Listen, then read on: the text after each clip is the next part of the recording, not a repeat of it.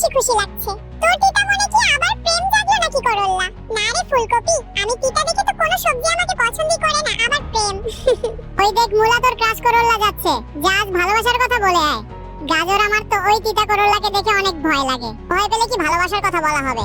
চল আজ তুই করল্লাকে ভালোবাসার কথা বলবি। গাজর আমার কিন্তু ভীষণ ভয় লাগছে। ভয় পাবি না, আমি তোর সাথে আছি, চল আমার সাথে মুলা।